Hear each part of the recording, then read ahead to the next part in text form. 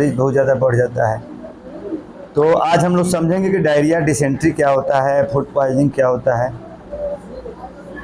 मतलब स्टूल किसी का अगर लेट्रिन पतला दस्त हो रहा है, लेट्रिन ढीला हो रहा है, तो उसको हम लोग डायरिया बोलते हैं। डायरिया जो आम तरह से डायरिया समझने के लिए सबसे पहले हम डाइजेस्टिव सिस्टम को थोड़ा सा समझना ज़रूरी है, क्योंकि डायरिया और डिसेंट्री के चक्कर में बहुत सारे लोग क्या होते हैं कि थोड़ा सा सफ़र करते हैं और सही समय पे इलाज नहीं कराने से आदमी की जान भी जा सकती है। तो बहुत सारे डायरिया डिसेंट्री को लोग क्या समझते हैं कि यह गैस है, खाना ज़्यादा खा लिया है, गैस हो गया है, गैस हो गया है, और गैस में ही आदमी का गैस निकल जाता है। तो वह गैस को समझना ज़रूरी है कि वह गैस क्या है, किस तरह का बीमारी है।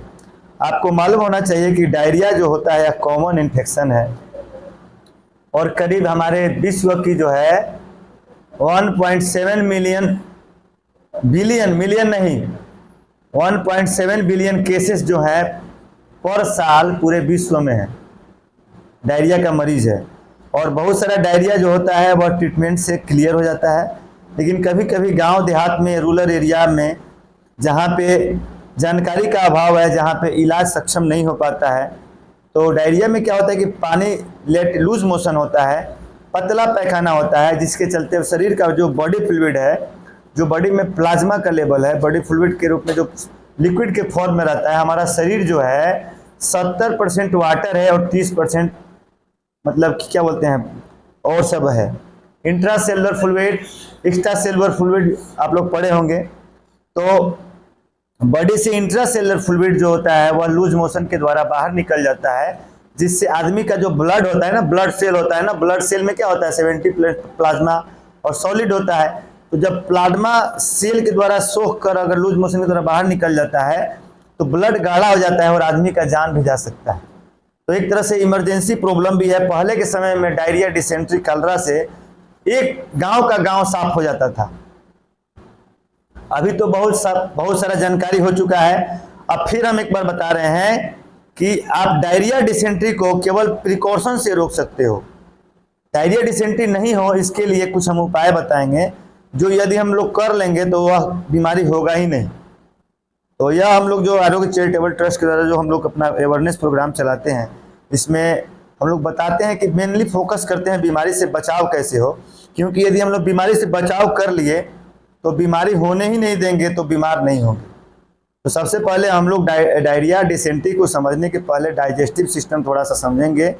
हम जो भी खाना खाते हैं वह मुंह से खाना खाने के बाद पेट में, स्टोमक में जाता है, और वहाँ पे हमारे डाइजेस्टिव सिस्टम में क्या होता है कि दो तरह का डाइजेशन होता है, एक फिजिकल डाइजेशन और केमिकल डाइजेशन। तो मुंह से चबाना, कूटना, पीसना, सलाइवा से मिक्स करके पेट में जाना, या फिजिकल डाइजेशन हुआ।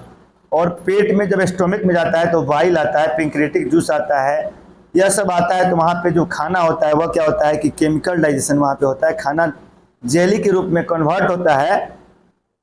और स्मॉल इंटेस्टाइन में विलाई होता है जो खाना को एब्जॉर्ब करता है। खाना से जितना भी पोषण तत्व है, कार्बोहाइड्रेट, प्रोटीन, मिनरल्स, विटामिन जो है, वह विलाई के द्वारा एब्जॉर्ब कर लिया जाता है। बाकी जो वेस्ट प्रोडक्ट बचता है वह लार्ज इंटेस्टाइन में जाता है, और लार्ज इंटेस्टाइन में भी उसका पानी जितना भी एब्जॉर्ब होना रहता है और होने के बाद, और जो रेक्टम में आके जमा हो जाता है, फिर उसके द्वारा जो एनस के द्वारा निकल जाता है। अब हम यह क्यों समझाए डायरिया, डिसेंट्री में डाइजेस्टिव सिस्टम को? तो डायरिया और डिसेंट्री लार्ज इंटेस्टाइन का डिजीज है, गट का डिजीज है। गट बोलते हैं लार्ज इंटेस्टाइन का, दूसरा नाम कोलन है। तो जब कोलन जो होता है या इंटेस्टाइन जो होता है वह खाना को एब्जॉर्ब नहीं करे, अपना काम खराब, मतलब काम उसका बिगड़ जाए, उसका फंक्शन गड़बड़ा जाए, तो खाना जो है, जो स्टूल एब्जॉर्ब हो रहा है, जो मतलब कि भोजन का पार्टिकल एब्जॉर्ब हो रहा है और स्टूल के फॉर्म में बाहर आ रहा है, वह एब्जॉर्ब नहीं होकर क्या हो जाए, डायरेक्ट पैखाना के रास्ता से बाहर निकल जाता है। लूज मतलब खाना पचता नहीं है, अगर पका खाना पतला पैखाना होता है। अब देखिए, कोई भी बीमारी होता है तो उसका कारण होता है। सबसे पहले हम लोग जान लेंगे कारण क्या है, तो बीमारी को होने से रोक सकते हैं और बीमारी का पहचान कर सकते हैं। तो डायरिया, डिसेंट्री का जो मुख्य कारण है, या बीमारी फैलता कैसे है, तो सबसे पहले इसमें भी समझ लीजिए फीकल ओरल रूट से भी फैलता है। मतलब कि यदि दूषित खान पीना, बताए थे ना उस दिन F5 फीसेस के द्वारा, जैसे मानते हैं कि हमको डायरिया है, अगर जाके खुला में शौच किया तो वहां से उड़ के या मक्खी के द्वारा या फिर किसी के पार्टिकल मच्छर के द्वारा या फिर धूल में उड़कर या फिर मानते हैं कि उसके आसपास नाली है, किसी भी तरह से खाना में या पानी में जो इन्फेक्टेड डायरिया का जो वार्म है, मतलब जो बैक्टीरिया है, और बैक्टीरिया और पैरासाइट से होता है डायरिया डिसेंट्री, दो चीज इसका पॉजिटिव ऑर्गेनिज्म है। तो फीकल ओरल रूट से होता है, मतलब F5 fly, faeces, fluid, finger और फूड। तो यह सब हम लोग समझेंगे कि यदि हम लोग हाथ प्रॉपर वॉश करेंगे, हैंड वॉश खाना के पहले करेंगे, खाना के बाद करेंगे, देखिएगा कि एक घर में किसी को डायरिया होता है, यदि वह हाथ का सफाई ठीक से नहीं करेगा, स्टूल करने गया, लेट्रिन करने गया, हाथ ठीक से नहीं मारा, फिर आके घर में कोई सामान छू लिया, जैसे मानते हैं रिमोट छू लिया, मोबाइल छू लिया, फिर वहीं दूसरा लड़का छू लिया, फिर मानते हैं कि किसी छू के नाखून उखून से काट लिया, नाखून में उसका बैक्टीरिया चला गया, तो उसके द्वारा क्या होता है कि 1 से 2 से 3, 3 से 5, 5 से 10, 10 से 20, 20 से 50 ऐसे लोगों में फैल सकता है। यानी कि हम लोग यदि F5 पे कंट्रोल कर ले, यानी कि खाना को दूषित खाना, जैसे बाहर का जो खुला खाना है वह खाना नहीं खाएं हम। खुला में क्या होता है, चाट वगैरह बिकता है, चाट बेचता है सब, गोलगप्पा बेचता है सब, चाउमीन, फास्ट फूड जितना भी बेचता है, वो ढका थोड़े रहता है, उसके अगल बगल में नाली है, तो नाली में सड़ा खाना है कि डायरिया का कीड़ा है कि डिसेंट्री का कीड़ा है कि साल्मोनेला का है कि किसका है, तो वहां से मक्खी क्या करता है कि वहां से ट्रांसपोर्टेशन का काम करता है, वहां पे बैठता है और फिर आके खाना वाला चीज पे ही बैठता है। और हम बड़ा प्यार से खाते हैं, रोड पर गोलगप्पा खा रहे हैं, तो फास्ट फूड खा रहे हैं, चाउमीन खा रहे हैं, बर्गर खा रहे हैं, पिज्जा खा रहे हैं, एग रोल खा रहे हैं, और सब इन्फेक्टेड है। अब मानते हैं खाना खा के आए, अब समोसा कुछ भी खा लेते हैं, आते हैं, क्या होता है घर पे आते हैं, 1 के 2 दिन बाद क्या हो जाए, गए पैखाना ढीला होने लगे। या किसी के घर में पानी जो पीता है वह पानी अच्छा तरह से, मतलब कि उसके नाली के कल के आसपास पानी जमा हुआ है, या घर में क्या कि प्रॉपर हाइजीन मेंटेन नहीं हो रहा है, तो वहां उस घर में बार बार डायरिया डिसेंट्री होगा। जैसे मानते हैं कि हम चप्पल पहन के बाहर गए और चप्पल में पाक वगैरह कुछ भी लगा के आए, तो वहां पे अगर मानते हैं उसमें डायरिया के चप्पल में बैक्टीरिया वायरस लग गया, और उसको हम लोग डायरेक्ट अगर धो के पैर धो के नहीं आ रहे हैं और उसी पे बेड्स पे चढ़ गए उसी पैर से, और उस पैर पे जहाँ बेड पर चढ़े हैं तो हमारा जो पैर का जो बैक्टीरिया है वह क्या हो गया कि बिछावन पे चला गया, या फिर सोफा बैठे हैं सोफा पे चला गया, कुर्सी पे चला गया, और फिर वहां पे दूसरा कोई बैठा तो उसको हो सकता है। तो इस सब चीज पे अगर हम लगाम, काहे इतना चीज समझा रहे हैं कि यदि हम लोग इतना चीज पे लगाम लगा लेंगे तो पहले डायरिया डिसेंट्री होगा ही नहीं। बात का चीज है कि डायरिया का सिम्टम क्या है, डिसेंट्री का सिम्टम क्या है, कारण क्या है, लेकिन मेन कारण क्या है कि यदि हम सफाई में ध्यान दें, हैंड वॉश प्रॉपर तरीका से करें, खाने का पहले हैंड वॉश करें, खाना के बाद हैंड वॉश करें, हाँ बाहर से आए तो चप्पल धो के पैर धो के आए। पहले देखते थे ना, पहले के लोग कहते थे कि सबसे पहले दरवाजा पे कोई आता था तो हर किसी के दरवाजा पे कल नल का सुविधा नहीं था, लेकिन बाल्टी में पानी रखा होता था, पहले पानी से पैर हाथ धोइए, उसके बाद थोड़ा सा चीनी रखा तो चीनी खा के पानी पीजिए। संस्कार था पहले का, परंपरा था। लेकिन अब क्या है कि अब थोड़ा सा सिस्टम बदल गया है, जमाना बदल गया है, तो इसलिए सबको बदलना पड़ेगा। तो अभी जो क्या करना है कि मेन हम हाइजीन बता रहे हैं कि बाहर से आना है तो पैर धो के भीतर सब घर में जाना है, हैंड वॉश करना है, कोई भी सामान बाहर का नहीं खाना है, ढका हुआ सामान खाना है।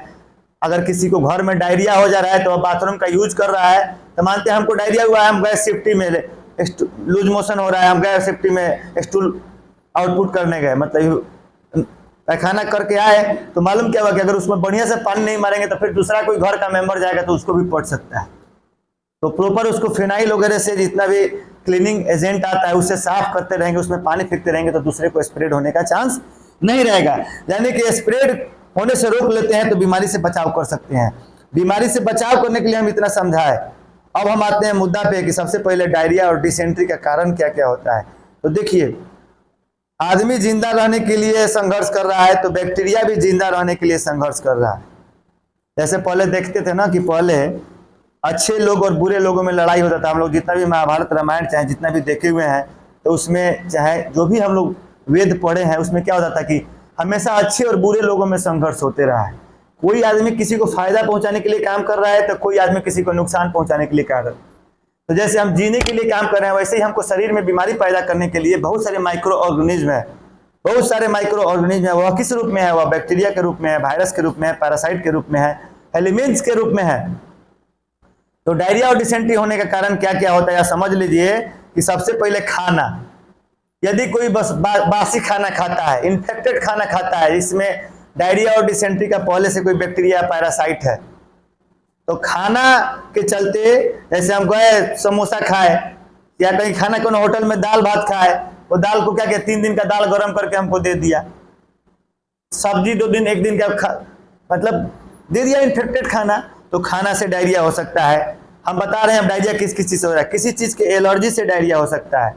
जैसे कोई चीज हम खा रहे हैं, हमारा पेट नहीं पच रहा है और उसके बाद लेट्रिन ढीला होने लग रहा है, तो एलर्जी से डायरिया हो सकता है। कोई दवा है, बार बार हम बोलते हैं ओडी से फुआ का नाम लेते हैं, कोई दवा है जिसके खाने के साइड इफेक्ट से डायरिया डिसेंट्री होता है। क्यों होता है? जैसे मानते हैं कि एंटीबायोटिक हम चलाते हैं किसको मारने के लिए? बैक्टीरिया को मारने के लिए। तो एंटीबायोटिक बैक्टीरिया को मारने के लिए चलाते हैं, और एंटीबायोटिक चलाते चलाते हम क्या करते हैं, आजकल देखिए विदेशों में, चाहे बड़े बड़े जगहों में, पढ़े लिखे जगहों में या बड़े बड़े शहरों में क्या होता है कि यदि किसी को बुखार 1 दिन 2 दिन में हो रहा है, कोई भी बीमारी हो रहा है, तो डॉक्टर के पास जाएगा, बड़ा बड़ा डॉक्टर के पास या किसके पास जाएगा, जो तो डॉक्टर उसको जांच लिखेगा और जांच में कंफर्म होगा कि ये बीमारी है, तो उसी का सटीक दवा चलेगा। हमारे बिहार में क्या होता है, घरे घरे डॉक्टर है, चौक चौराहा पे डॉक्टर है। एगो जाओगे जूता पॉलिश कराने वाला, चाहे सब्जी खरीद, कुछ ही के पास चले जाओ ना, कहोगे वहां अपने में बतियाओगे कि देखिए ना पेट में गैस हो रहा है, ढीर पेट झड़ रहा है, तो कहेगा एगो एसी लो खा लो, एगो फ्लाजिल खा लो। उसको याद है कि कुछ बता देगा वो। दुर्भाग्य है ई। और दूसरा क्या है कि लोग सोचता है, बिहारी लोग, हम लोग जो है ना, लोग को जागरूक करेंगे यदि सब एक दूसरे को, तो क्या होगा कि सब लोग का कल्याण होगा। लेकिन कुछ लोग हैं जो क्या करते हैं, जागरूक लोग को नहीं करते हैं, और इसके चलते काम खराब होता है। अब देखिए, मानते हैं कि जैसे कोई आदमी गया किसी दवा के दुकान पे दवा खरीदने, तो दवा का दुकान का काम है कि डॉक्टर का लिखा हुआ दवा देना, अपने से डॉक्टरी नहीं करना। लेकिन यहाँ पे क्या है कि हर चौक पे 2-2 डेग पर 10-10 मकान के अल्टरनेट पर दुकान खुल गया है। अब मैट्रिको पास है कि नहीं है, अब मारो दवाई कर रहा है। दवाई पहले लाला का बेचा, अब वो डॉक्टर का पुर्जा नहीं जानता है, डॉक्टर का पुर्जा आएगा भी बाकी का खतर छोड़ो ना, इकरा से थोड़े ठीक होई, हम बताओ तो नहीं, हम खियाओ तो नहीं, हमारा खाना होकर से ठीक हो जाए। अब वो अपना दवाई ले करने। अब देखिए होता क्या है कि हमको मानते हैं 2 दिन से अगर किसी चीज के एलर्जी से बुखार हुआ है, चाहे सीजनली बुखार हुआ है, वायरल बुखार हुआ है, तो वायरल में तो एंटीबायोटिक नहीं चलेगा।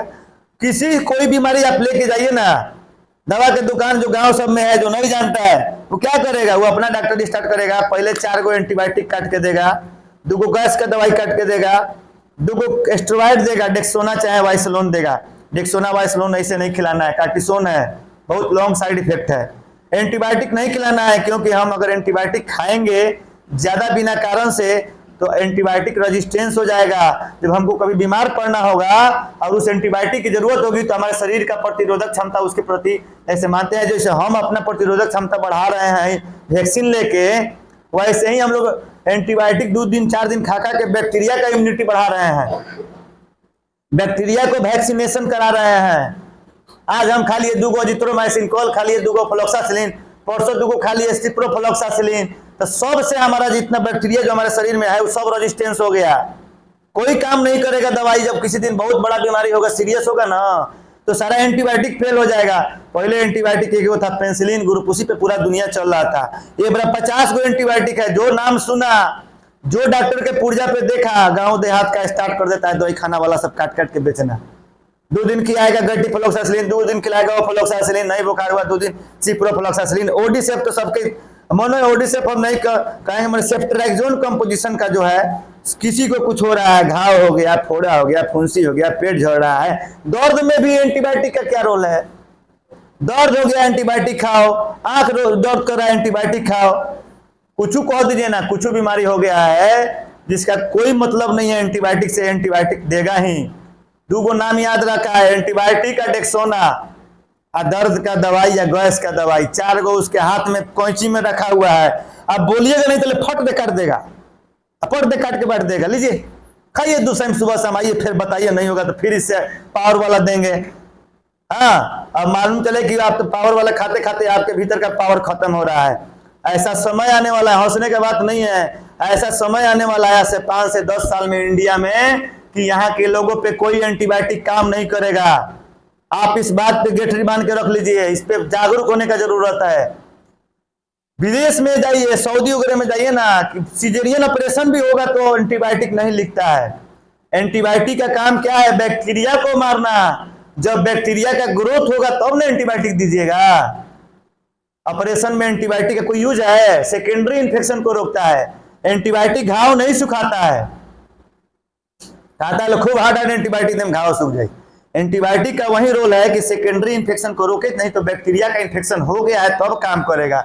जिसको बैक्टीरिया का इन्फेक्शन शरीर में नहीं है, वो एंटीबायोटिक भूजा कैसे फाक रहा है तो अपना इम्यूनिटी खराब कर रहा है। अपने शरीर में जो बैक्टीरिया है उसको मार, उसको बढ़ा रहा है, उसको इम्यूनाइज कर रहा है। और दूसरा चीज बता रहे हैं कि एंटीबायोटिक खाने से क्या होता है कि हमारे पेट में, इंटेस्टाइन में नॉर्मल फ्लोरा है, सब फायदा वाला भी बैक्टीरिया है। जिसे आप देख लीजिए, दही खाते हैं ना, तो दही में लैक्टोबैसिलस बैक्टीरिया है जो खाना पचाता है। तो हमारे पेट में भी खाना पचाने वाला हजारों बैक्टीरिया है। अब वो बैक्टीरिया क्या करता है? वह बैक्टीरिया क्या करता है कि हमारे खाना को पचाता है, हमारे खाना में जितना भी बैक्टीरिया वायरस है उसको मारता है। एंटीबायोटिक लेते हैं तो क्या करते हैं कि अपना दुश्मनवा को मारते हैं कि नहीं मारते हैं? अपने पेट का जो फायदा वाला बैक्टीरिया है उसको भी मार देते हैं। आप देखे होगे ना कि एंटीबायोटिक लगातार 5 दिन 10 दिन खाने के बाद से लोग को पेट झड़ी स्टार्ट हो जाता है। खाना खाएगा, कहेगा सर खाना खैनी है, अब पट दे पैखाना लग गया, पट दे गई, पट दे हो गई। जब जब खाते तब होता, डायरेक्ट खाना पेट में रहते नहीं कि पचते नहीं, काहे नहीं कि पचत। इसलिए नहीं पच रहा है कि आपका जो नॉर्मल फ्लोरा है, जो डाइजेशन में मदद कर रहा है, वो सब आप मार दिए हैं। 10 गो मोनो से 20 गो मोनो से बिना कारण के ले लिए तो क्या किए? नॉर्मल फ्लोरा मार लिए, उसके बाद डायरिया डिसेंट्री स्टार्ट हो गया। हमार ओकरा बाद दवाइया डॉक्टर क्या करेगा? जो डॉक्टर जानकार है वो तो दवाई देगा, उसको जानता है कि नॉर्मल फ्लोरा मारा है, इसको प्रोबायोटिक दो। लेकिन गांव में क्या करेगा? उसको और एंटीबायोटिक बदल के चलाएगा। जितना बचल है, जले मरीज लगा के अस्पताल में भर्ती नहीं हो जाए तले ओकरा के एंटीबायोटिक ठूसते रहेगा। अरे भाई एंटीबायोटिक, हमारे पास ऐसा टाइफाइड का अब बुखार का कम से कम 2-2 साल, 1.5 साल, 1-1 साल का लोग आता है इलाज कराने। उसको क्या है? कहता है भीतरे भीतरे बुखार बा। जब बुखार होला तो 10 गो सुई ले लेवे नहीं, फिर कुछ दिन ठीक हो जाला, फिर 10 दिन 20 दिन बाद फिर बुखार हो जाला, फिर 10 गो सुई लेवे नहीं, सुइये पे चलत नहीं हम। उसको तो क्या है? उसको तो दूसरा बीमारी है, इम्यूनिटी उसका तोड़ दिया है सुई दे दे के, पूरा नॉर्मल बैक्टीरिया मार दिया। पेट का प्रॉब्लम है, सारा पैखाना से दिन में 3 बार 4 बार पैखाना हो रहा है। उसको क्या बोलते हैं? Vitamin B12। डायरिया में क्या होता है? विटामिन B12 वगैरह का पर्निशियस एनीमिया डेवलप होता है। उसको विटामिन का न्यूट्रिशन डिफिशियंसी है, उसको प्रोबायोटिक का जरूरी है, वो इलाज दूसरे तरह से कर रहा है तो मरीज उसी पर ठीक होता है। केवल इलेक्ट्रोल पाउडर, प्रोबायोटिक और मतलब मिनरल्स और विटामिन से मरीज ठीक हो जाता है। हम लोग कोई दवा नहीं देते हैं जो क्रोनिक केसेस है। तो आप एंटीबायोटिक अगर अनवांटेड खाइएगा तो उसका हानि आपको भी भुगतना पड़ेगा आगे, और इस समय भी भुगतना पड़ता है। लोग को डायरिया, जाइए ना, बहुत सारे मरीज मिलेगा गांव में जो कहता है कि हम जब खाते हैं तब लेट्रिन हो जाता है, दिन में 4 बार लेट्रिन हो जाता है। लेट्रिन रुकाइए नहीं रहा है। लेट्रिन का कितना दवा खा लिए, 6 महीना से लेट्रिन ढीला हो रहा है, 9 महीना से लेट्रिन ढीला हो रहा है, 1 साल से हो रहा है। पेट का लीवर डैमेज कर दिया है। तो अनवांटेड, देखिए खाना है, दवा का इस्तेमाल यदि दवा के रूप में कीजिएगा तो वह अमृत है। मैं किसी दवा का बुराई नहीं कर रहा हूं, मैं उसको कह रहा हूं जो अनवांटेड बिना कारण के दवा चला चला के लोगों का सिस्टम बिगाड़ है, उसके लिए हम जागरूक कर रहे हैं। दवा क्या है कि दवा बनाया गया है बीमारी से लड़ने के लिए, बीमारी से संघर्ष करने के लिए। दवा इसलिए नहीं बनाया गया है कि आप दवा दे दे के लोगों को एक्सपेरिमेंट कीजिए, लोगों का जान के साथ खेलिए। तो अब हम लोग डायरिया के टॉपिक से भटक गए थे, थोड़ा सा बात नहीं आए तो बात कर दिए। अब मेडिसिन के चलते, जैसे हम बता दिए कि मेडिसिन कुछ है उसके चलते भी डायरिया होता है। शुगर वाले पेशेंट को इम्यूनिटी कम होता है तो लो इम्यूनिटी के चलते डायरिया होने का, डिसेंट्री होने का चांस रहता है। हैवी अल्कोहल का यूज करने के चलते भी लीवर डैमेज होता है, उसके चलते डायरिया हो सकता है। कुछ वायरल इन्फेक्शन, बैक्टीरियल इन्फेक्शन में भी डायरिया होता है, डिसेंट्री होता है। वायरल इन्फेक्शन में भी डायरिया डिसेंट्री होता है। पैरासाइटिक इन्फेक्शन में भी, जैसे एमीबा है, पैरासाइट है, तो अमीबिक डिसेंट्री होता है, फिर बैसिलस डिसेंट्री होता है, आगे हम बताएंगे उसको। तो इरिटेबल बाउल सिंड्रोम एक डिजीज है जो लार्ज इंटेस्टाइन का होता है, जिसमें बॉबल जो होता है लार्ज इंटेस्टाइन का होता है, खाना के एब्जॉर्प्शन ठीक से नहीं कर पाता है, तो खाना वहां से अध पका ही खाना बाहर निकल जाता है। अनडाइजेस्टेड फूड क्या होता है? पेट में मरोड़ और दर्द होते रहता है। तो इरिटेबल बाउल सिंड्रोम वाले में डायरिया हो सकता है। और और बहुत सारे कारण है डायरिया डिसेंट्री होने का, जिसमें मेन कारण है क्या कि कंटामिनेटेड फूड और पानी का सेवन। यदि पानी हम पी रहे हैं, जैसे मानते हैं कि रोड पे ही कोई ठेला वाला पानी रखा है, उस पानी में धूल कण उड़ के आ रहा है, वैसा पानी पिएंगे तो डायरिया डिसेंट्री होने का खतरा हो रहा है। अब हम लोग इतना सब डायरिया डिसेंट्री बता दिए, अब हम लोग मेन टॉपिक पे आ रहे हैं कि जो डिसेंट्री जो होता है, वह जो कॉमन डिसेंट्री जो हमारे यहाँ होता है, वह कौन कौन सा ऑर्गेनिज्म करता है। तो सीजिला बैक्टीरिया, कुछ हम बताए थे, कुछ बैक्टीरियल डिसेंट्री होते हैं, कुछ पैरासाइटिक डिसेंट्री होते हैं, और कुछ वायरल रोटा वायरस के चलते डिसेंट्री होता है। तो वायरल वाला में क्या होगा कि एंटीबायोटिक काम नहीं करेगा, अब बैक्टीरियल वाला में एंटीवायरल काम नहीं करेगा। आज तक गनीमत है कि एंटीवायरल के बारे में गांव गांव के डॉक्टर जो दवाखाना वाला है उसको नहीं जानकारी है, नहीं तो आज से वायरलो दवाई स्टार्ट कर देगा बिना कारण। एंटीबायोटिक तो स्टार्ट करता ही है।